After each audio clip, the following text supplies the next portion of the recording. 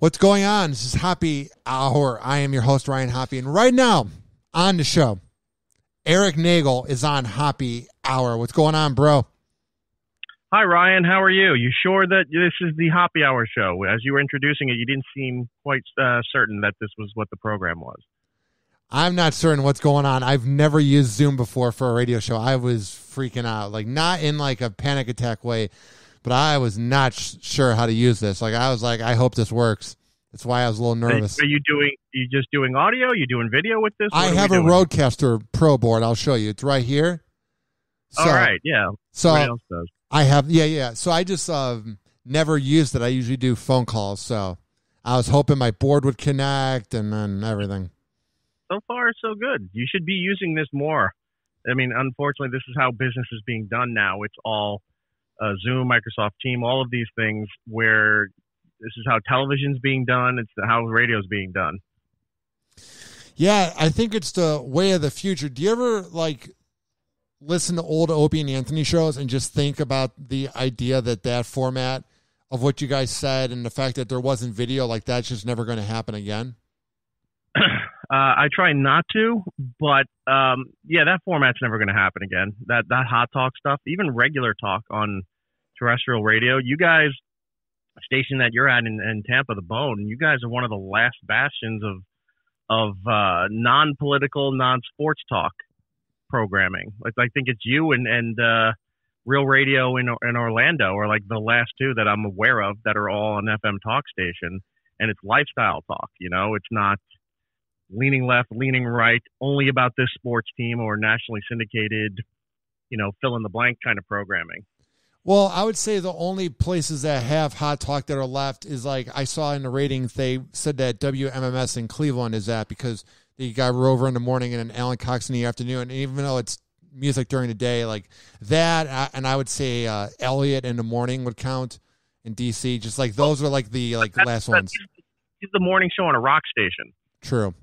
Even though he's doing talk, that's a morning show. That's not a talk, a traditional or what would be genre specific of talk. It's a morning show. Like he does stuff. He still has to play some music during his thing because he's not a national show. But I mean, just a whole station which is all talk shows is a relic at this point. It's sad. I'm not saying that is to be like to shit on what you guys are doing in Real Radio and all that stuff. I'm glad you guys exist. You're like the last bastion, but to the industry and to the public listening, it's just a relic of a bygone era. Younger people aren't listening to talk programming like that, especially not on the radio, if they're listening to podcasts at all.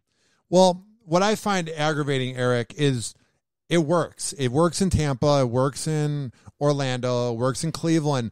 So I don't know why radio programmers don't take the risk. Because in my opinion, the thing is the times that they took a risk, if it was Howard, Opie and Anthony, Mancow in Chicago, Jonathan Brandmeier, anytime they ever took a risk, it worked. And now radio is being cookie cutter, and you see all these polls every day where they say, 85% of people listen to the radio every day. Well, it's like also you got Spotify in that. So I just think radio doesn't have balls anymore where they're not willing to roll the dice, and that's why it's not at all. They're not even willing to roll the dice. They're not even willing to roll the dice on the programming that fits their format.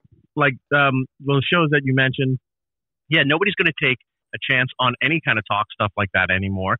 And the reason why you guys, the Bone, Real Radio, I always forget about Cleveland because nobody talks about them, but that station is why it's working is because they haven't been affected yet.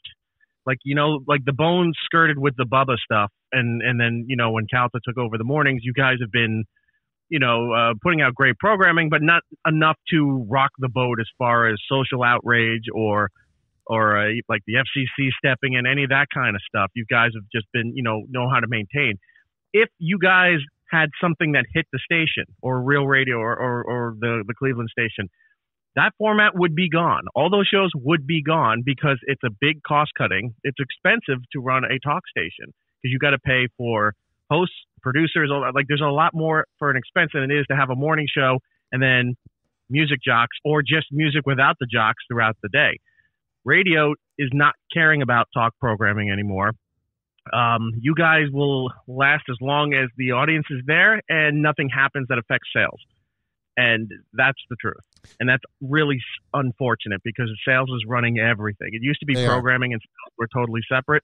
Sales runs everything, and now social outrage kind of, forces company hands or a small minority of people screaming on Twitter or another platform, and they're like, "Oh my God, the whole country hates us." And it's like, it really could just be 100 people, if that. But they see that constant there. It's like, "Oh, it's very loud, very vocal. We got to fire this show." You didn't really need to fire this show. And we've seen some examples, where you just don't say anything or don't apologize either, unless you hurt somebody or did something really terrible. Don't apologize for putting out entertainment and doing what you do. And then what happens? In a couple of days, it blows over and they move to the next thing and they move to the next thing. So you can exist. So as long as nothing happens to those stations that would draw so much negative attention or affect the sales money coming in, you guys will just go for as long as it can. And God bless you guys for being able to do that. Just, you haven't been hit with anything yet. That's why you guys exist. No other market, no other station's going to take the chance on an all FM style talk show anymore. Talk station anymore. Well, I thought about it too recently. Like, all these companies and everybody thinks that what you see on social media is the whole wide world. So what I mean by that is, I'll get some mean comments on Twitter, and then I think all listeners are mean. But then last week, I went to No, it's just my comments to you. Yeah, pretty much. You and Calta. I'm just kidding, Calta. But I go to like a Raptors game last week. They're here in Tampa for 1 year at the Amalie because they don't want to have basketball up in the Great North. And like, I met two listeners, and I talked to them for 20 minutes, and it made me realize that like, you're going to have your diehard fans that are going to be mean. Like, because I'm in a few Opie and Anthony groups just for the hell of it, and I'll see them write mean things about you. Oh yeah, even the Opie and Anthony people aren't in the Opie and Anthony groups. You need to just. I don't comment. I just look at it. They just, oh man, it's just. I've been in it for like 10 years. I do think about getting out. They all hate us. They hate us. They hate Howard. They hate everything that they used to love. They hate, and they want it destroyed. So, you know who I find nauseating? I don't know if you like them. Is who are these podcasts? I can't do it. I don't get it, but people seem to listen. See, here's the thing. I did their show. I like their show. I know Carl. I enjoy what they do. Because when he started this thing, he reached out to Ant and to, I think, to Norton and Opie, and I don't think Opie responded to them. This is before they were doing regular Opie segments, saying, we're doing this. It was a continuation of Jocktober, and Ant gave them the blessings. Like, go ahead, do it. There's not much in radio that we could do, because people for years have been asking Anthony with Compound to bring back Jocktober when Opie and Jimmy were still a thing, and Opie's solo show. They were like, bring back Jocktober. It didn't work anymore because most of those shows were gone. Even the terrible shows like the guy-girl team, God forbid a husband and wife team, those kind of things, they were all gone. Because there was just they had no ratings. The companies didn't want to pay for anybody. So, who are these podcasts? Took that and ran with it, and they're just going through horrible podcasts and I guess breaking it down and being funny with it. And yeah, I guess it's kind of like, well, they're shitting all over everybody. But my thing is this. My thing is this, They're Eric. usually right on a lot of their stuff. Okay, my thing is this, because they're very popular. I remember when they had like 20 reviews. Now they have 20,000. So it's worked. The thing I don't like about the podcast is, number one, I haven't listened recently, but when I did listen 2 years ago, they had awful equipment. That was the first thing. And I was like, if you're going to awful equipment, the equipment was just the microphone sucked. And I was like, if you're going to try to put into a memory of Jocktober, which was the greatest thing Opie and Anthony did, along with the great things they did, it's like, can you at least make it sound good? And the second thing is, when Opie and Anthony would rip into the radio shows, it made sense because Opie and Anthony were one of the greatest to do it, and I respected that they knew things. But you'll hear Carl and them talk about things, and I'm like, but you're a podcast. You never earned the millions. You never earned the name Opie and Anthony. So I don't know what gives you the right to rip into podcasts when you're literally... You just answered your own question, because they're not doing radio like we were critiquing radio, because we were all in radio. Everybody on that show, with the exception of maybe some of the staff, a lot of us were in the radio business 20, 30 years. So we've had experience being. I've worked at different stations, different formats. All of it. So I knew stuff. Hope knew stuff. Anthony knew stuff, and we could critique the radio stuff. They're doing podcasts and they're critiquing podcasts. So they're doing what essentially we did with going after radio shows. They're doing with podcasts because they're doing a podcast. So it's okay to do that. Do you talk to Opie at all? They're not going after radio shows for the most part. Like there's one or two that I think that they've talked about. I think they actually talked about like Man, Cow, and Rover. So it's pretty much like the shock jocks that are left. The two that you don't like, and that's fine. You know, you should I don't mind Man, Cow. I grew up on them. Yeah, I know, but we hate Rover, so they were shitting all over. You should have at least have found something to enjoy, Ryan. I know. No, can you believe Rover talked about me for 25 minutes on Friday?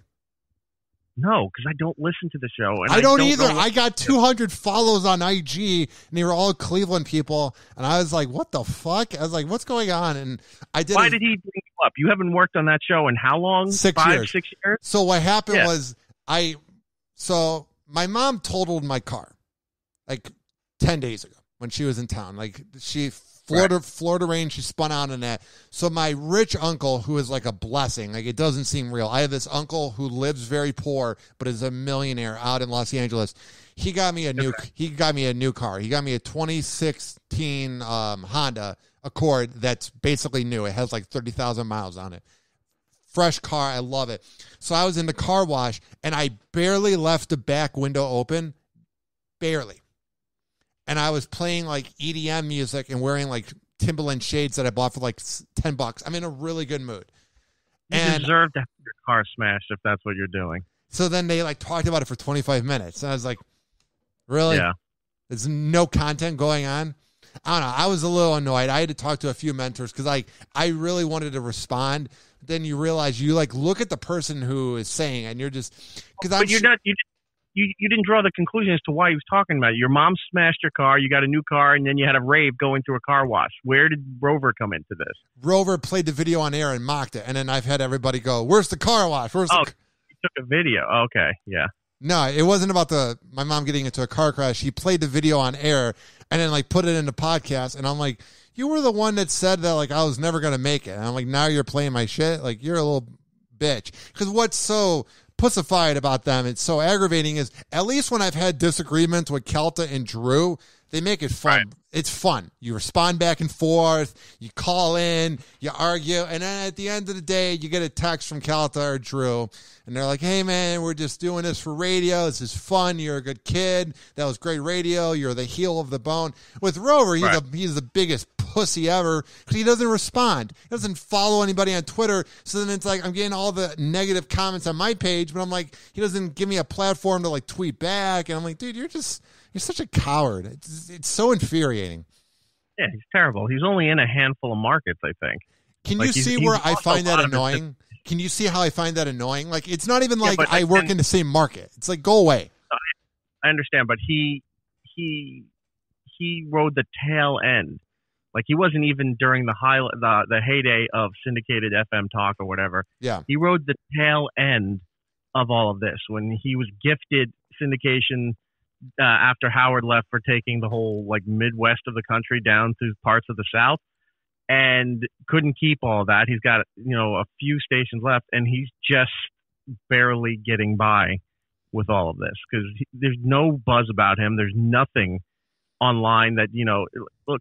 O&A's been done since 2014, and there's people who won't let it go. Howard, still on, but you still have people that are talking about all the time, when Jackie was on, when Artie was still co-hosting, all of that stuff.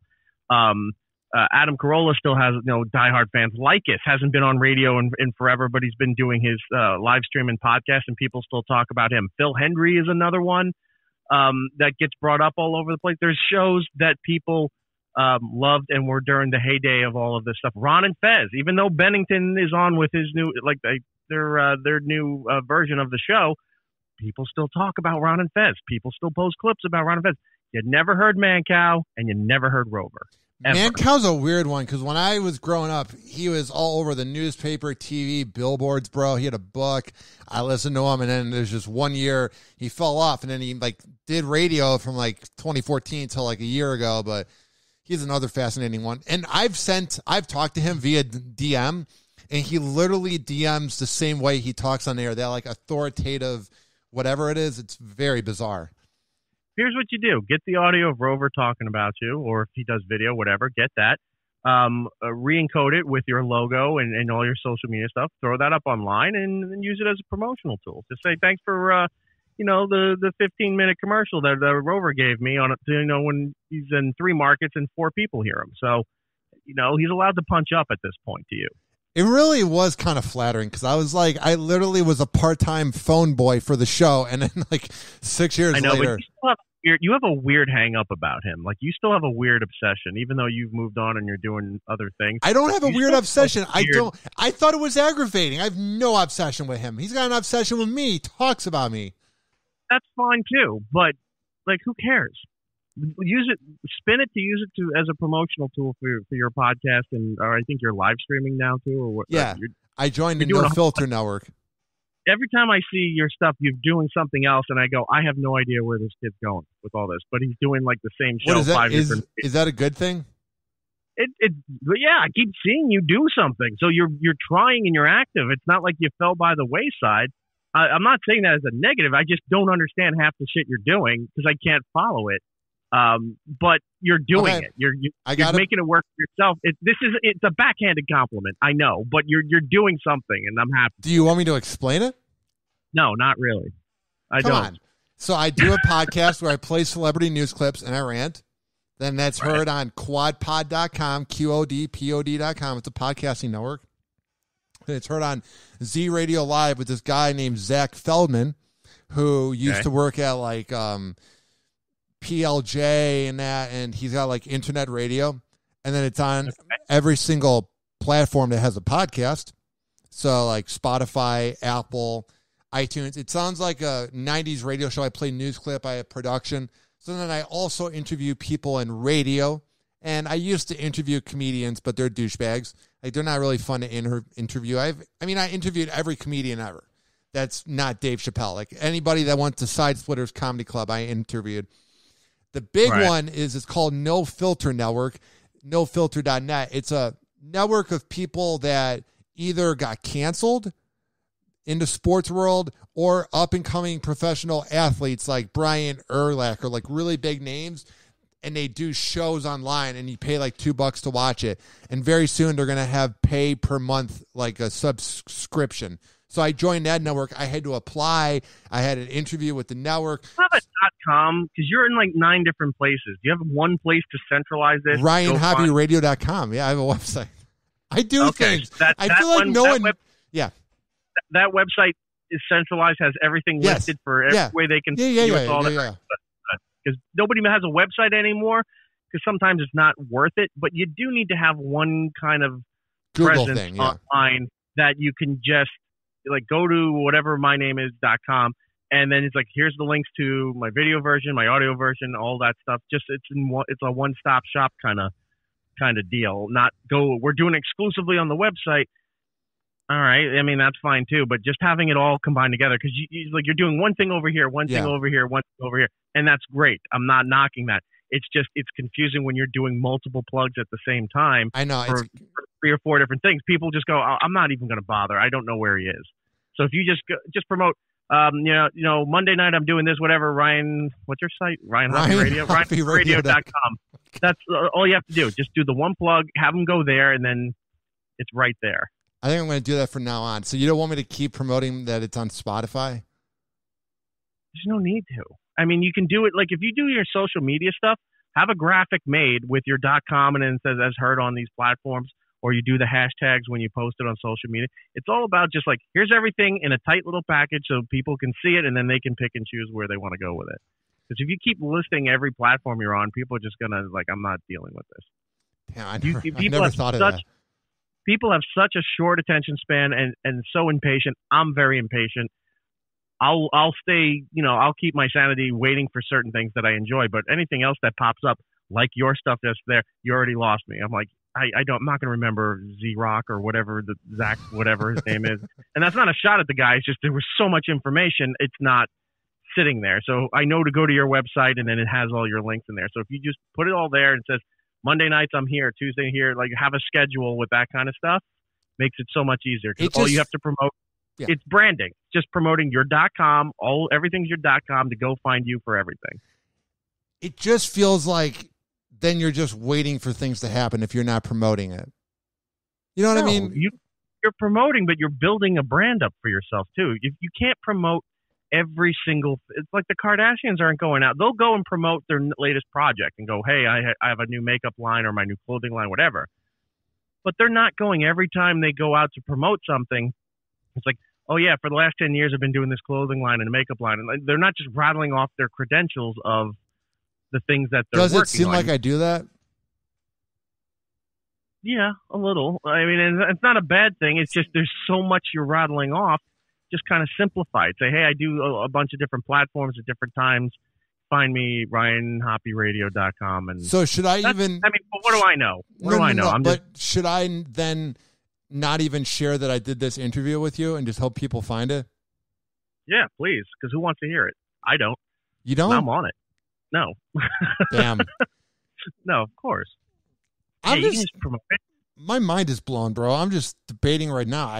I'm a guy that's never speechless, and I'm literally speechless right now because I'm just kind of thinking about it. Like maybe less is more. I've learned over the last several years, you gotta spoon feed people this stuff. You gotta make it like a point click, and that's it. If you're 2 steps away, you're already too far from the audience. It has to be minimal 1 step away. So if you go to one, it's like get my episode. Like when you're on Spotify and other platforms, they're all coming from your main RSS feed to wherever your show's being hosted. Just post the link to where it's hosted, because if they don't want to go there, if they see that they can get it somewhere else, they'll go and look for it. But you put the main direct link to the file when you post everything so that they get it. You get that hit, you get that click right then and there. You got to make it squeeze like, oh, I did a new video. Boom, you click right there. It opens up YouTube or whatever platform, and it's there ready to go. I'm really thinking this out right now because I could just begin saying, go to my website in each post, essentially. Do that. And if you have a video thing, just have your .com in the lower, like across the bottom of the screen, very, opaque. So it's like a water bug on network television. Now you can kind of see the outline, but it doesn't obstruct the thing that you're watching. It's all these little tricks and tips and stuff like that. It's all this dumb branding, because that's the world we're in now. It doesn't even matter content. It's branding. What do you think of that thing, Linktree? I was using it for a while, but then I don't know. They changed something with their coding, and then people started saying if I click on your .com, which would go to the Linktree, that it was getting warnings that it was like a phishing website, or it was some kind of like Norton was blocking it. So I switched to something else, and it's been working better. What do you use? Now I use, I think it's All My Links. I think it's called All My Links. Let me double check because I think that's what I need to do is have something where I go, I just recorded this. Here's the link to everything, and then just hope for the best. And All My Links, the one I'm using. Like you can organize it. Your icons fit the platforms that you're on. You can customize it all any way you want, and it's a cheap workaround instead of building a full website. I've been doing that, so it's just like I have the .com. It points right to that, and like there you go. There's everything. Because it is tiring, dude. Like whenever I meet a listener or message people to like have to explain how to listen, and it's just like I'm like, God damn it, you know what I mean? Well, that you've had the warning signs right there. If it's hard to explain how to get your stuff, if you're not trying to explain it to people, how are they just going to accidentally find you? They're not. So you got to put it all in one spot and then make it point click easy for them. So when you post social media, here's the link. Here's the link. If you got, if you're a certain status on Instagram, you can post your story and swipe up, and here's the link. Goes right to that. Everything has to be spoon fed to everybody, or else they're just not going to come. It's unfortunately just the way it is. No one browses anymore. Nobody looks for stuff. They want it instant, and they want it right in front of their face. Like click, send me the link. So here it is. There you go. Done. That's all they want. Would you say I've improved since I sat in on your radio show 5 years ago? No, absolutely not. Damn. Yes, you have. Your conversation has gotten a lot better. Because I'm very self-conscious about what I'm doing since we've been spoken. It's called a power dynamic, and it's shifted into my direction now.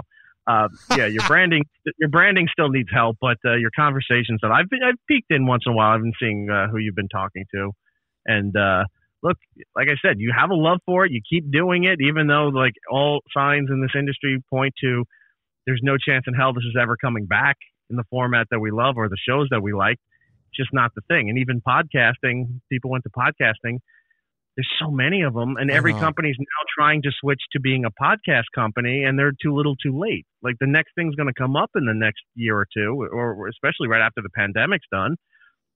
People are going to give less of a shit about stuff that they needed to entertain them because they had nowhere else to go and nothing to do. So like TikTok's going to take a huge hit when the pandemic's all done and everybody's out, going back to work, back to school, living their lives. You're not going to have people fucking dancing around, and kicking the screen and changing outfits instantly and thinking like, oh, I'm cool shit. And that's all going to go away. The way people were listening to podcasts and stuff, companies are only buying celebrities because they think, oh, they're going to get millions of listeners for it. And most celebrity podcasts are terrible. There are some good ones, but a majority of them are terrible. They're horrible, bro. It's so uninspiring. Every comic has a podcast. And again, with them too, not all of them are good.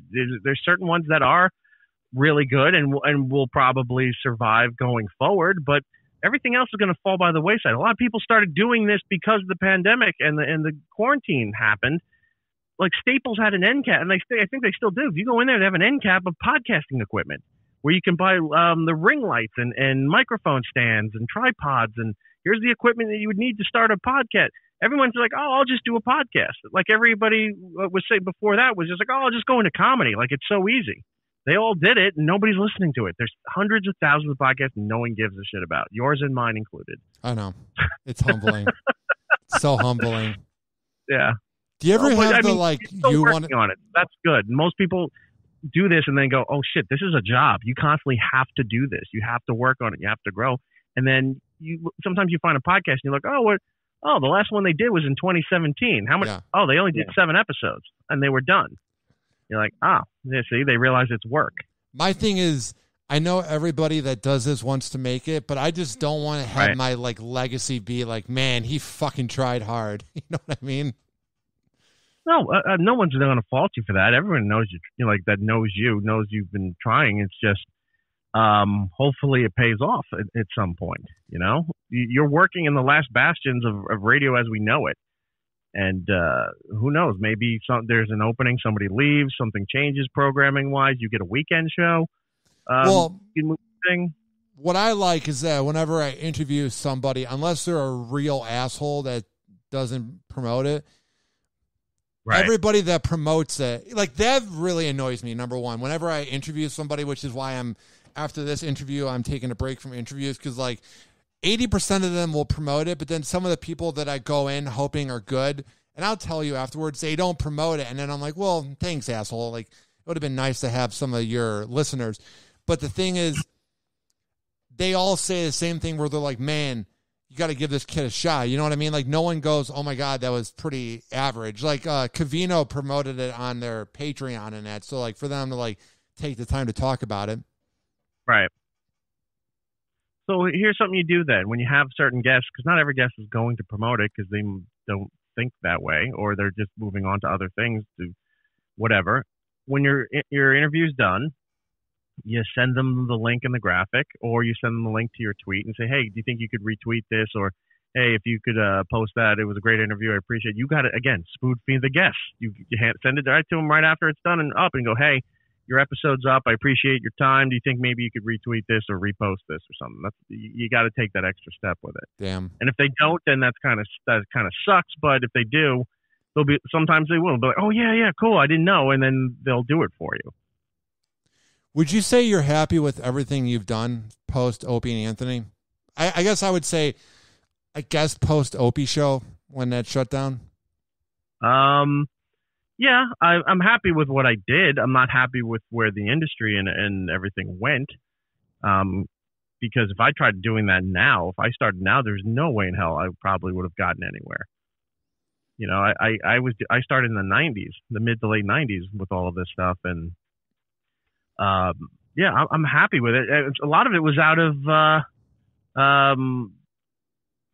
necessity. When I left Sirius, had to work out a deal with them, and they were paying me for almost a year after leaving, so I couldn't do a whole hell of a lot. But I worked it out where 3 weeks after I left Sirius, iHeart picked us up, and we've been doing the show for for iHeartRadio.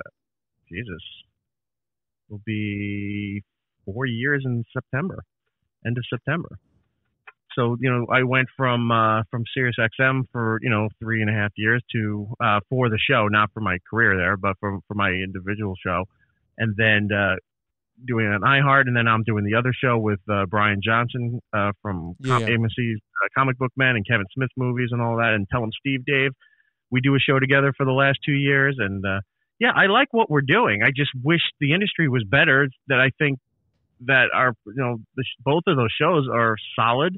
They're very well produced. They sound better than a lot of other shows. Maybe the content's not for you, but just content is going to be hit or miss for everybody when you listen to something. Like that girls podcast on Barstool, that Call Me Daddy show. I listened to it. It really is not for me. I'm not the audience. The language and the dialogue is just maddening because they just sound like idiots. But I get what she's doing. Bravo to Barstool because they knew where the market was for that stuff, and they're doing great with it. And I'm just not the audience, but it doesn't mean it's a bad show. It's for a girl that gets, because I went on a date with a girl on my birthday that listens to it. It's for the girl that's never going to be in a long-term relationship, and she might get married and have 2 divorces, but it's for that girl. I don't want to say that's like, how do I work? It's for a party girl. Yeah, it is a party girl show. Yeah, no party girl who thinks that YouTube and Instagram are the way of life, and that's what it is. Like everything's got to be, your whole life's got to be documented, and everything's got to be like a photo shoot, and you got to look like a model all the time, and then you got to shit on guys all the time. Like I know the audience, I know what they're doing. I'm not that audience, but I get what they're doing, and they do it well for what that is. They're the ones that do it the best. I didn't mind it when I listened. But then her and the girl, Sophia, they like broke up. And then Sophia and then Sophia was saying on her podcast that there was some ghostwriter, some dude who is like I don't know if he was like a porn director, but he did something kind of like shady. And she was saying that he wrote everything. Because like I found Alex to be entertaining. It gave me a migraine after 20 minutes, but I listened and I was like, for what she's doing, this is excellent for what she's doing. Right. But then when I found out that she didn't write it and that they had ghostwriters, I felt kind of disappointed. The story was that it was Sophia and her, they got some guy from HBO or something like that. Something like that, yeah. It was HBO that was trying to negotiate a new deal for them to go somewhere else while they had the contract with Barstool, and Portnoy stepped in and said, "You're not doing this shit." But when I was listening to the rant from Sophia, she was saying like, "Girl, you got your own ghostwriter for the show." Like she was saying that like, and that's what kind of like, I wouldn't say hurt as a listener, but I was like, oh, so it's scripted, which I guess I should have known better. But what? And there's nothing wrong with that nowadays. Like comics will be like, no, it's got to be raw and off the cuff, and you get a bunch of guys together and we'll just shoot the shit. That's what the O&A show was. Like we were the ones that perfected that format of getting all the comics in there. We had some direction because we're a show, and like we'd be talking about news topics and playing clips and stuff, or they would be talking about their lives and we'd make it into something, or the comics would make it into something. But there was like, you would come in, there was some stuff, but let's see what we can make out of it. A lot of the comic podcasts, they sit down and like, oh, we're doing this, and they just rambling about stuff. There's no direction. It's 6 to 8 people talking over each other sometimes, or 3 to 4, depending on which podcast. And there's no point, there's no flow, there's no real. I'm not saying it needs to be overly produced, but they should have some direction and some things that you want. Does that make you mad? I've wanted to ask you, does that make you mad that you guys were like the GOAT of doing that format of like making it seem like you weren't trying, but you guys were trying really hard? Because I think that's what really aggravates me about comedy podcasts is everybody goes, oh, Opie and Anthony influenced me. Opie and Anthony influenced me. And then like you listen and I go, but you're not. You guys were so good at not trying, but working really hard. It's not. It made it seem like we weren't trying, and sometimes we weren't. Like you could listen to some shows and like, wow, they just don't have it in them today. But it happens when you're doing, at one point we were almost 6 hours a day when we had the CBS radio and XM deal. Like we would do 3 hours at CBS and then another almost 3 hours at XM. And, 5 days a week. We weren't doing the Monday through Thursday schedule. We weren't doing a 2-hour show or a 1 hour show like a lot of shows do now. We were doing 4 to 5.5 hours a day. Not everything's going to be fantastic, but you'll have segments that will be like, oh my God, that was amazing. It was what it was. And sometimes it sounds like, oh, they don't even plan. They just sit down. But we had articles to go to. We had clips to go to. If we didn't get to it, that's fine. We didn't get to it. But if we were in the middle of something and like Bob Kelly came in or Colin came in and we're like, what are you talking about? Oh, we're talking about the guy down in Florida who did this. And then they would chime in and be a whole discussion.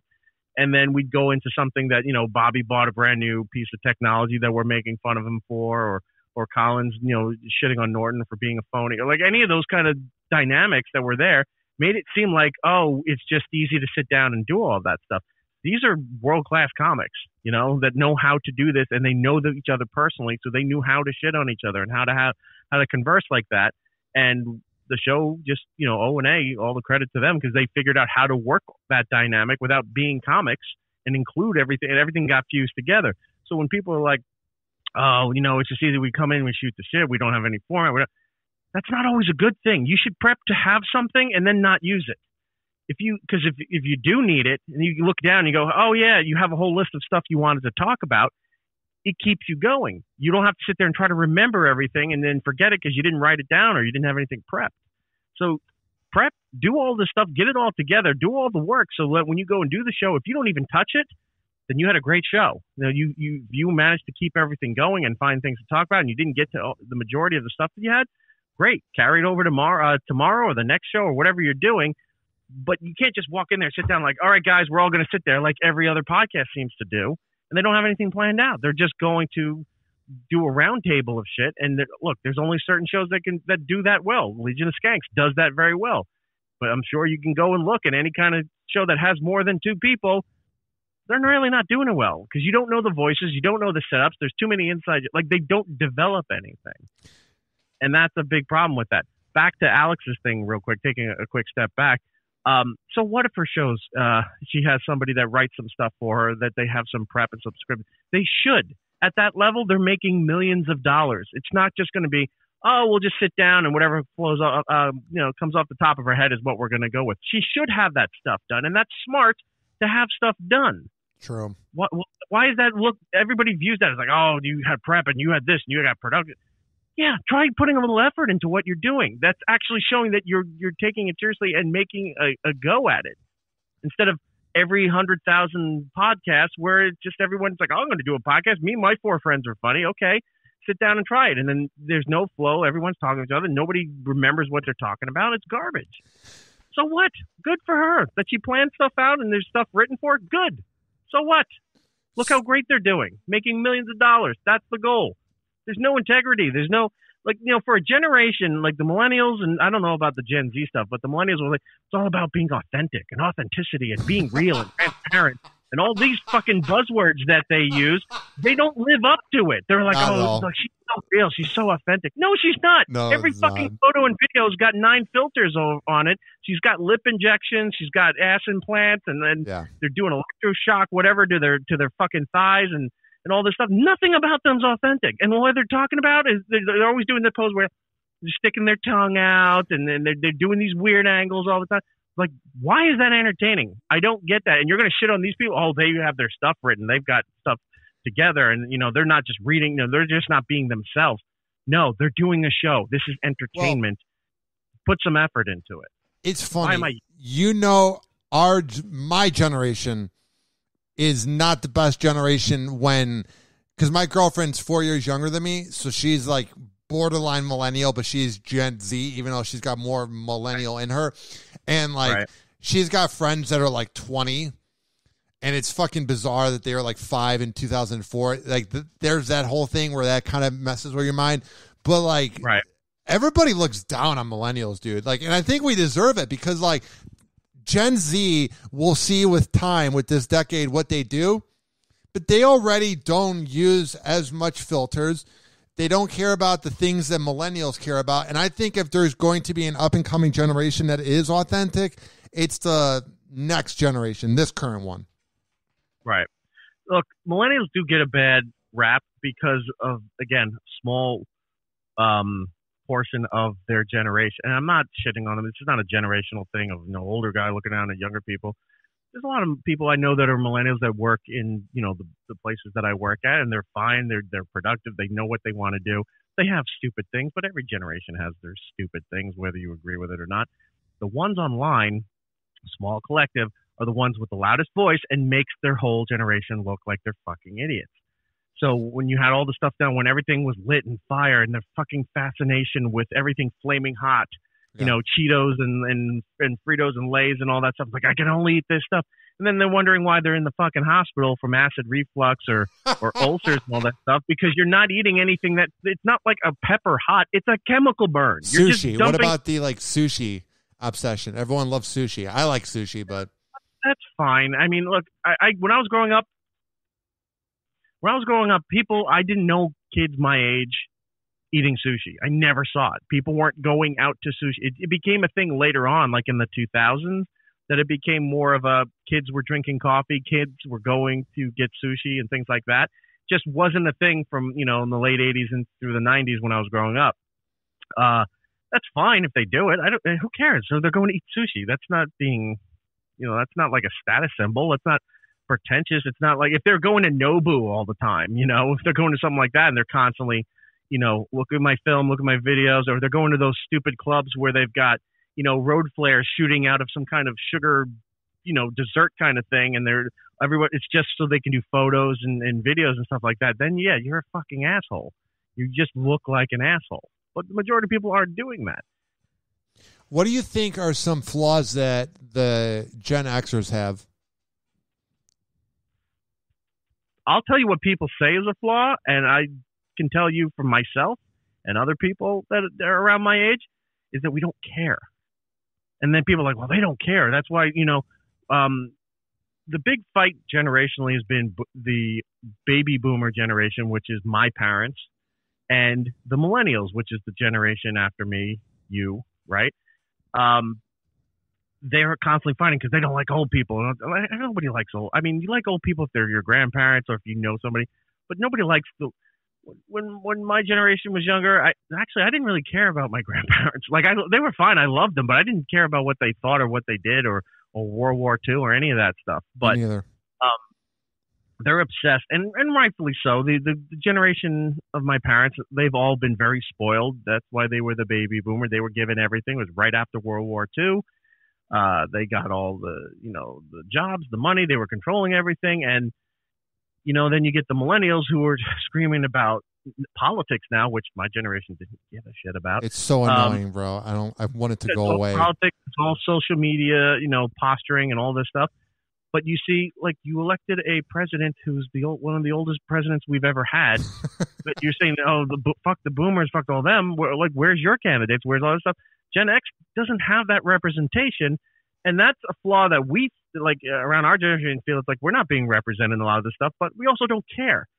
Like, you're not seeing candidates from my generation running for office, running for president, running for all these other things.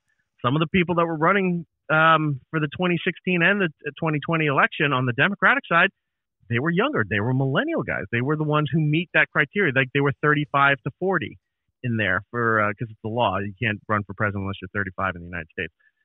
They were in that area. So you were seeing them being represented, and you were seeing older people represented, but you weren't seeing the middle gap of us. And so if you want to say people, like, what is the flaw of our generation? People say it's like, well, we're not very vocal. We don't care. We're not interested. Yeah, it is. We don't care. Like, I don't care about a lot of this stuff. I'll see stuff online. I'm like, I really don't care about this. It means nothing to me. I have every convenience that I need in my life, and I'm cool with that. I can watch every movie, every TV show is available on some streaming service at the click of the computer. Every piece of music in the world is available on some music stream. Every book is available to me digitally. Every video game now, you can stream every video game. You don't need to buy the damn video game thing anymore. You just sign up for certain services, and it hooks right up to your PC, to your Xbox, all of that stuff. It's never been a better time. Everything is so convenient. and good, and you have people that are trying to say everything is terrible because all social upheaval and stuff. And granted, some of the social stuff is terrible, but outside of that, take the pandemic out of play too, because that's just terrible for everybody. But if that thing wasn't around, the world's not really that bad. Things aren't really that bad. 2019 was not that bad of a year, bro. Yeah, wasn't that bad. Wasn't bad. I could walk around Manhattan and enjoy it. Now it's a shithole, and I get people like Gittles on my radio show, because right around Penn Station and Times Square and in that part of Midtown, there's a lot of homeless people, a lot of drugged up people that are just laying all over the streets, and like there's human shit where it used to be dog shit on a corner, now it's human shit all over the place. It's disgusting, and they're saying it's like, oh, his thing was like the cops are rounding them up and putting up there so that the news can focus on it. It's really not that bad in the city. No, it's that bad. It's bad in the city. I said, you're getting all the businesses leaving, all the high money people that lived in Manhattan leaving, and they're like, good, let them leave. So more people can afford to live in there. It's like, stop romanticizing the 70s for New York City, because you got art and culture and all those and movies and stuff out of there, but that was a portion of it. The rest of the city was dire straits economically. Murder was through the roof, and attacks, and the places were burning out, and there was no industry. Like, it was terrible. You want that so people can go. It's like, we need some of that grit back. We need some. No, I'm not of that thought. I'm like, I like that it was Disney-fied. I really did, because I could walk through Times Square all the way down from the 50s down into the 30s by Penn Station, and there wasn't a fucking problem. Yeah, there was billboards and everything everywhere, but it was nice. You know the movies Death Wish? How accurate were the Death Wish movies to New York City? I don't know. That was before my time. But I've been told that they were... Death Wish was Chicago, wasn't it? No. Wait. I think the one with Bruce Willis was. I don't know. Willis. I don't know. I'll have to look that up. But those movies are cringe, bro. Like the rape scene they would have. I'm like, Jesus Christ, I don't need to watch that. Oh, with Jeff Goldblum?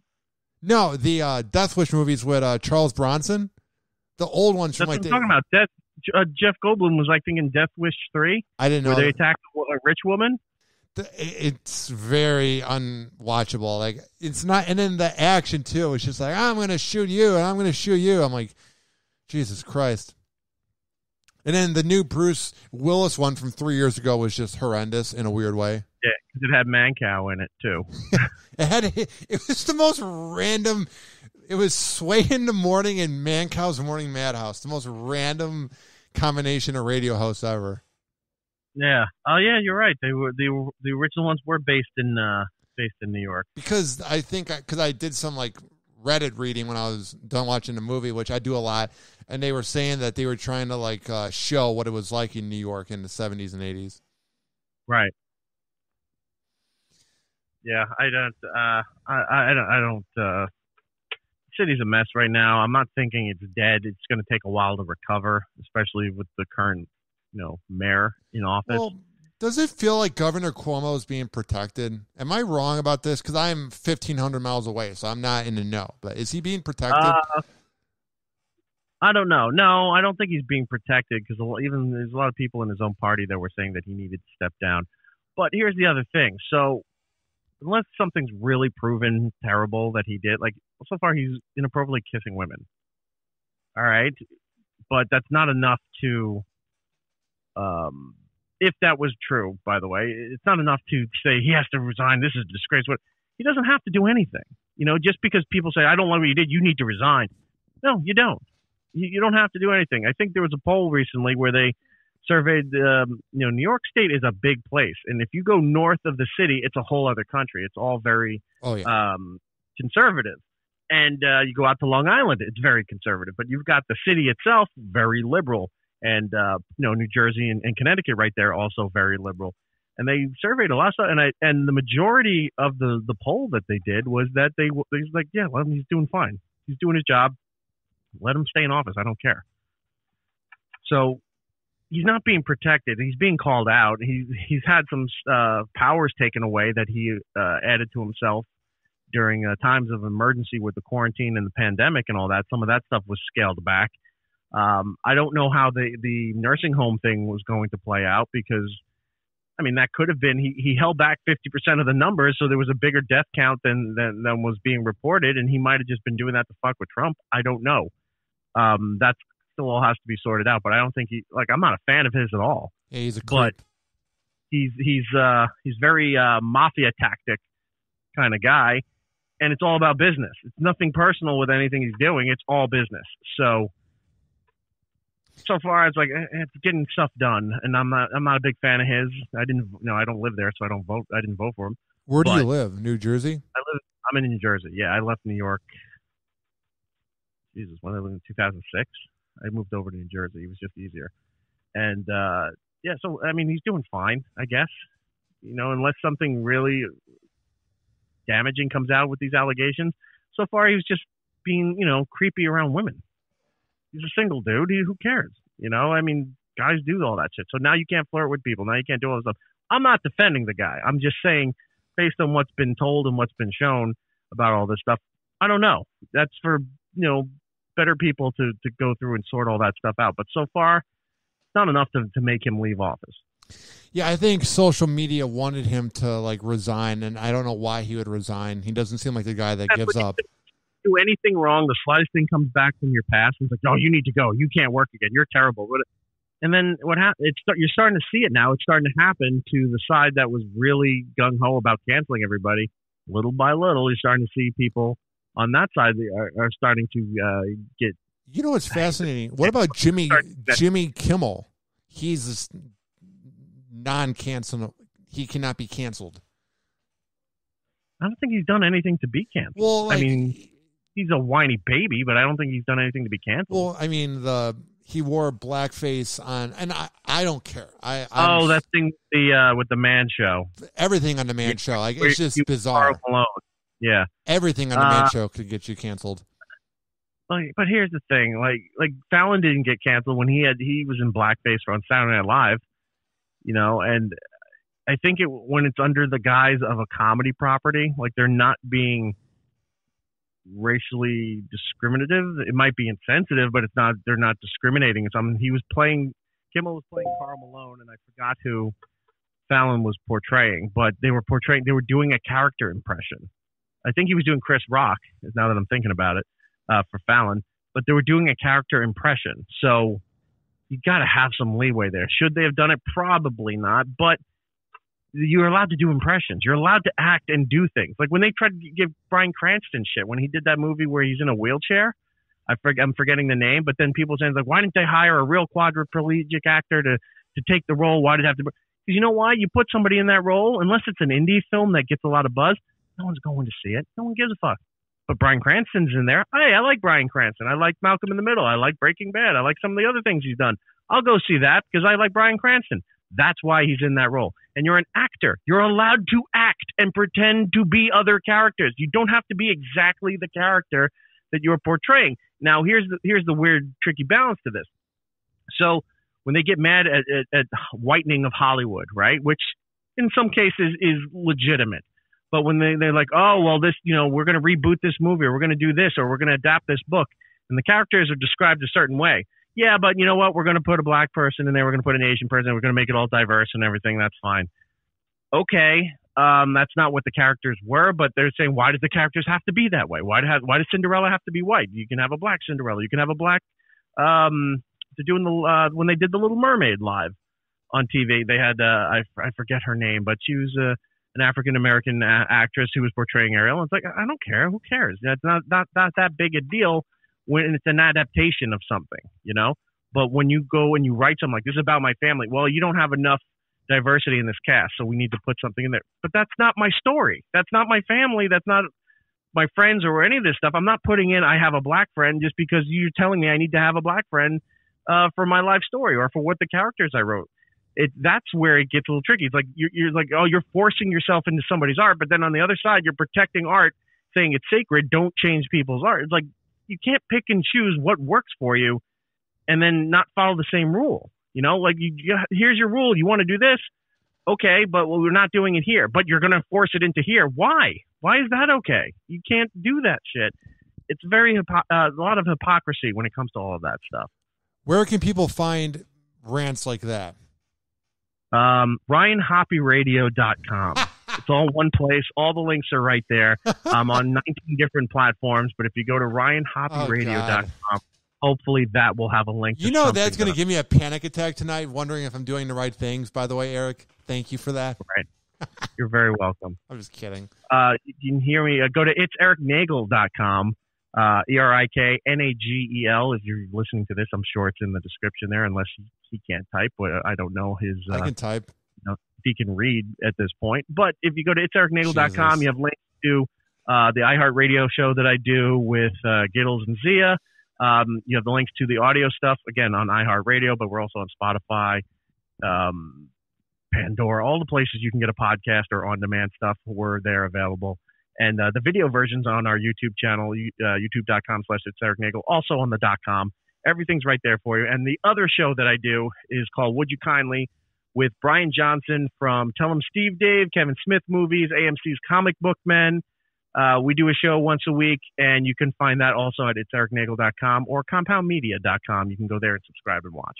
Well, dude, keep up the good work. It's been a lot of fun having you on the show. Well, payment for me coming on the show is you got to go to it'seriknagel.com and buy a T-shirt, and you got to wear it on one of your things. I will. I'm down. I'm definitely doing Zoom now. I was so nervous in the beginning. I'm just having a hard time lately. When the quarantine hit, we've been doing Zoom and Discord and a couple other things to keep the shows going since we weren't going into Manhattan anymore. That's how we did it. So if you look at the videos for my shows, we're all in our own little home studios or makeshift studios, whatever the other people have, and we're all connected through there, and we just do it all through the cloud. That's the way everything's done now. That's how TV's being done. That's how a lot of radio's being done. Most people, like Calta. I watch Calta and Kelly on Bobby Kelly's Patreon. And, Mike made a nice studio at his home, and I don't think he's been back to the... No, not in like 14 months. Yeah, I see you behind the seat all the time, because you're going in there and working and running the boards, but everybody else, nobody's going back to do it. So, because now you can do it now. You have the high HD cameras, you got the microphones, processing. Like, I've got all this other equipment for all different, like 4 different platforms that we're doing stuff. There's all this equipment to switch everything around to do what we need to do. I don't need to be at a radio station anymore. I'd like to, but I don't need to be there. So, yeah, man, you're getting there, one step at a time. You got to look up. You got to do Zoom, maybe even StreamYard. Look at that. You need Streamlabs, OBS, which is your whole switcher thing, and then maybe try to do live streaming while you're doing the show. Do it on Twitch or YouTube or something. Well, that's going to be on the No Filter Network. Okay, there you go. Available RyanHoppy.com with 19 other platforms. RyanHoppyRadio.com. RyanHoppyRadio.com. RyanHoppy.com is a porn site. You don't want to go there. I don't. Or maybe you did. Could you imagine? Who owns RyanHoppy.com? I don't know. If there's not a person that owns it, I should probably own it. Yeah, go ahead, get your name, because anytime you can shorten your name instead of like with the radio or show or any of that stuff, get the show version. But if you can just get your name, then you can use it for everything you do. Makes sense. Go make an offer and do that. I will.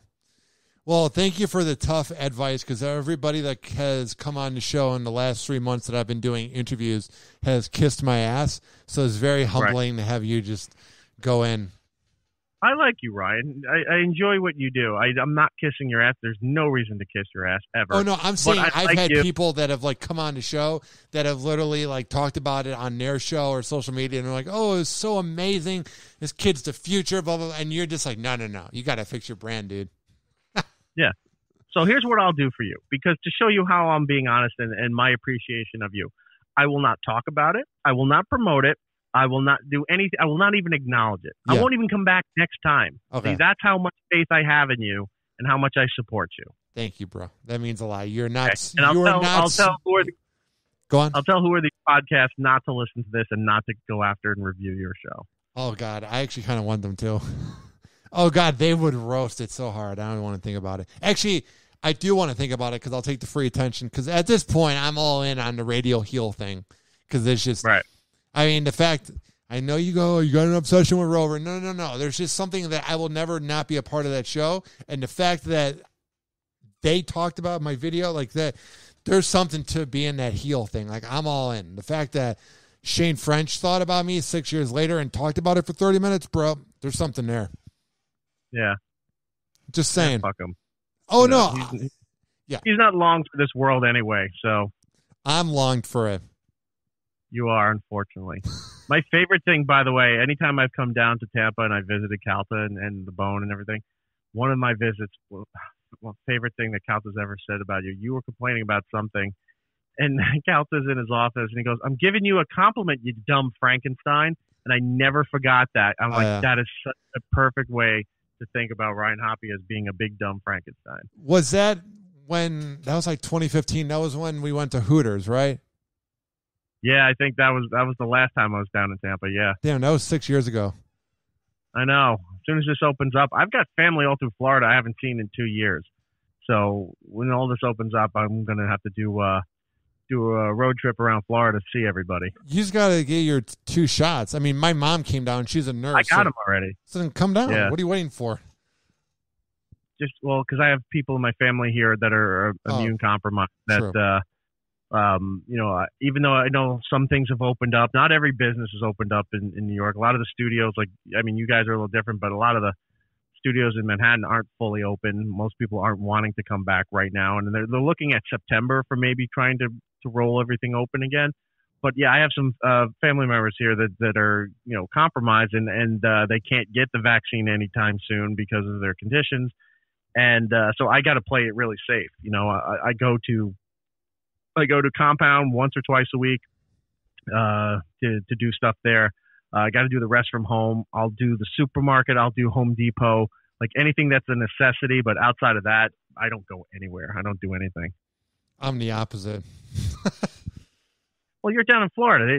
Florida and Texas don't seem to give a shit. And I'm not like anti-vaxxing or mask shaming or any of that stuff. Do what you want to do. But I know for me, it's just like, this is what I need to do. So that's just how I handle everything. It's very... But, I would love it if it would open up. I'd go down to Florida. I'd be going to Disney World now. Why not? It's very bizarre how, we just never shut down. And even when we did, we barely shut down for, 6 weeks. Yeah, I'm not even getting into the conspiracy of it or the people who quote the numbers. They've been open and their numbers are lower than or just about the same as when everyone else closed down. And I don't know what the answer is. Nobody apparently knew what the answer is. Everybody tried doing it the way that they thought best, and here we are. So we're just trying to get through this. I'm waiting for this to all be done, Hopefully. and then I'll come back down to Florida, and I'll come down and bug you guys again. Sounds good, bro. All right? All right, dude. Thank you, Ryan, for having me on. I appreciate it. Again, if you want to find me, RyanHoppeRadio.com. Sounds like a plan, bro. Thank you. All right, take care.